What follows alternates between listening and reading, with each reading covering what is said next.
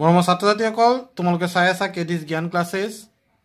আজি আমি এই ভিডিঅ'টোত তোমালোকৰ পেজ নাম্বাৰ 28 আৰু 29ত যি আজ্ঞা দিয়া আছে এই আজ্ঞাসমূহ কেনেকৈ পঢ়িবা আৰু মনত ৰাখিবা তাক মই কম। তোমালোকে চোৱা এই আজ্ঞাখনত প্ৰথমতে কি দিয়া আছে 10 মিলি আকৌ ইয়াত আছে মিটাৰ, গ্ৰাম আৰু লিটাৰ। ঠিক সেইদৰে 1 সেন্টিমিটাৰ আছে, 1 সেন্টিগ্ৰাম আছে, 1 সেন্টিলিটাৰ আছে। এতিয়া বহুতে হয়তো মুখস্থ কৰিছা বা মনত আছেই তোমালোকৰ, যিসকলৰ মুখস্থ কৰাত অসুবিধা হৈছে তেওঁলোকে কেনেকৈ এইটো পঢ়িবা। চোৱা প্ৰথমতে 10 মিলিমিটাৰ মানে 1 সেন্টিমিটাৰ, 10 সেন্টিমিটাৰ মানে 1 ডেচিমিটাৰ, 10 ডেচিমিটাৰ মানে 1 মিটাৰ, 10 মিটাৰ মানে 1 ডেকামিটাৰ, 10 ডেকামিটাৰ মানে 1 হেক্টমিটাৰ আৰু 10 হেক্টমিটাৰ মানে 1 কিলোমিটাৰ। এইটো তোমালোকে ভালদৰে পঢ়ি ল'বা।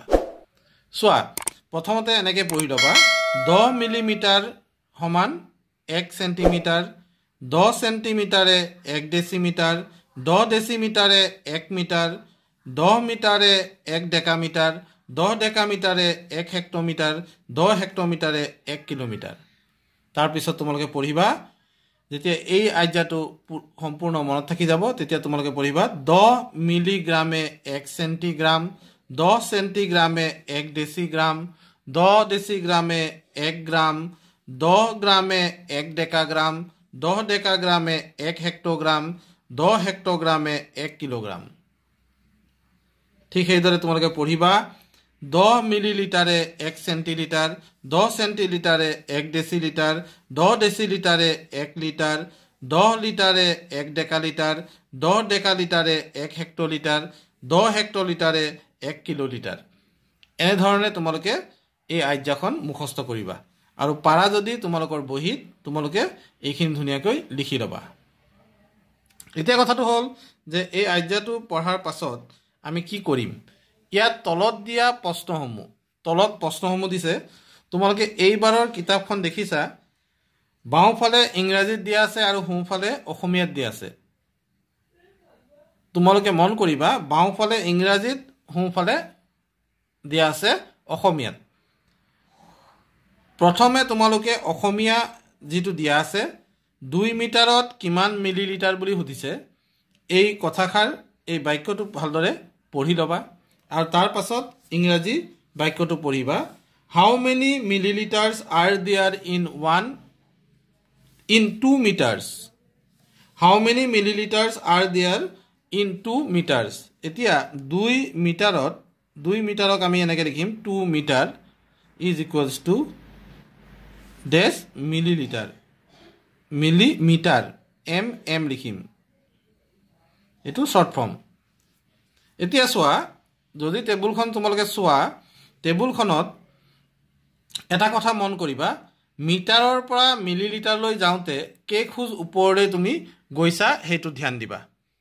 মিটাৰৰ পৰা মিলিলিটাৰলৈ যাওঁতে তোমালোকে চাবা প্ৰথমতে এই টেবুলখনৰ এই বস্তুটো চাবা, প্ৰথমতে আছে মিলিমিটাৰ, তাৰপিছত আছে চেণ্টিমিটাৰ, তাৰপিছত আছে ডেচিমিটাৰ মানে DM, শ্বৰ্ট ফৰ্মবোৰ লিখি আছোঁ মই। তাৰপিছত আছে মিটাৰ, তাৰপিছত আছে ডেকামিটাৰ, ডেকামিটাৰটো DAM লিখিম, তাৰপিছত হেক্টমিটাৰ HM বুলি লিখিম আৰু শেষত কিলোমিটাৰ লিখিম KM। এই ধৰণে আমি এই লাইনটো মনত ৰাখিব লাগিব। আমাৰ চকুৰ আগত সদায় এই বস্তুটো থাকিব লাগিব। এতিয়া যদি মই চাওঁ মিটাৰ, এই মিটাৰ স্থানটোৰ পৰা যেতিয়া মিলিমিটাৰলৈ যাম তেতিয়া ওপৰলৈ যাম 1 খোজ, 2 খোজ, 3 খোজ।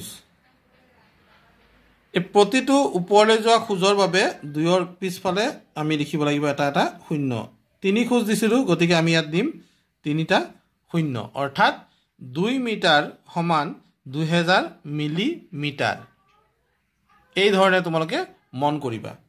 তাৰ পিছৰ প্ৰশ্নটো আছিল 26 সেন্টিমিটাৰত 26 সেন্টিমিটাৰত 260 মিলিমিটাৰ হয়নে?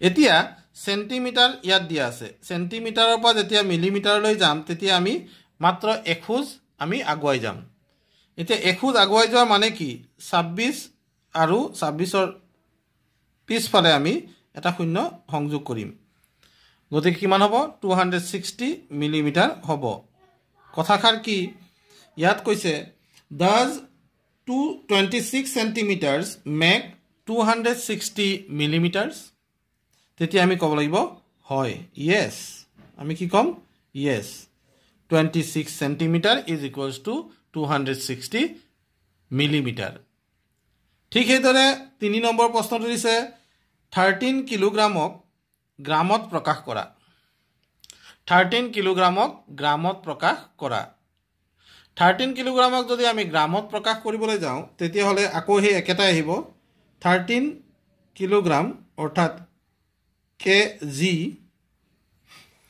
13 KG is equals to soya KG ইয়াত মিটাৰত আছে আমি এটো আমি যদি ধৰো কিলোগ্ৰাম কৰি লব পাৰিম হেক্টোগ্ৰাম আহিব তাৰ পিছত ডেকাগ্ৰাম আহিব এই গুটেই কেটা টেবুল একেই এতিয়া কথাটো হল গ্ৰামত প্ৰকাশ কৰিব হৈছে কিলোগ্ৰামৰ পৰা যেতিয়া আমি গ্ৰামলৈ যাম এখোজ দুখোজ তিনিখোজ আমি ওপৰলৈ গৈছো অৰ্থাৎ 13ৰ পিছফালে আমি তিনিটা শূন্য লগাই দিব লাগিব ই কি হৈ যাব 13000 গ্ৰাম হৈ যাব এই ধৰণে তোমালোকে বস্তুটো মন কৰিবা যে কি ধৰণে আমি অংকটো কৰিলে আমাৰ অংকটো শুদ্ধ হয় আৰু আমি বুজিও পাওঁ এই টেবুলখন সেই কাৰণেই বৰ দৰকাৰী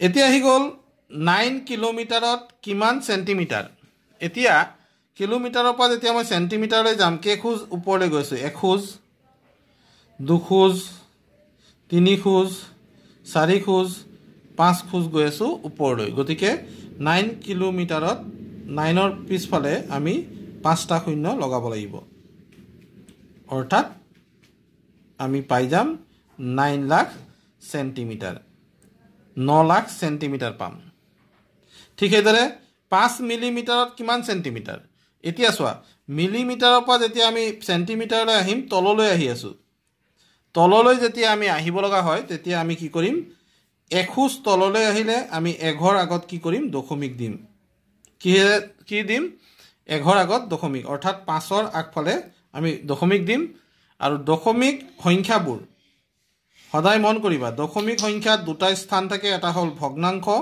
বা ভগ্নাংশ স্থান আৰু এটা থাকে গোটা বা অখণ্ড স্থান বা হোল পাৰ্ট বুলি কয় অংশ গোটা অংশ থাকে আৰু এটা ভগ্নাংশ থাকে তো ভগ্নাংশ অংশটো আমি পাই গলো 5 আৰু গোটা অংশত একো নাই অৰ্থাৎ আমি বুজাব লাগিব গোটা অংশত শূন্য আছে অৰ্থাৎ 5 মিলিমিটাৰত কিমান সেন্টিমিটাৰ বুলি যদি সুধে তেতিয়া আমি ক'ব লাগিব 5 মিলিমিটাৰত 0.5 সেন্টিমিটাৰ যেহেতু আমি এখোজ তললৈ আহিছো হেহে এঘৰ আগত আমি কি কৰিছো দশমিক দিছো 0.5 সেন্টিমিটাৰ বুলি লিখিছো তো ছাত্ৰছাত্ৰীসকল এই আছিল তোমালোকৰ পেজ নম্বৰ 28 আৰু 29ৰ তলত থকা প্ৰশ্নসমূহ এই তলত কৰি চাবলৈ দিয়া প্ৰশ্নসমূহৰ উত্তৰ আশা কৰো তোমালোকে এইখিনি বুজি পাইছা তোমালোকে যিমান সোনকালে পাৰা এই আজ্ঞাখিনি মনত ৰাখি লবা তেতিয়া এই অংকখিনি কৰাত সুবিধা হ'ব ধন্যবাদ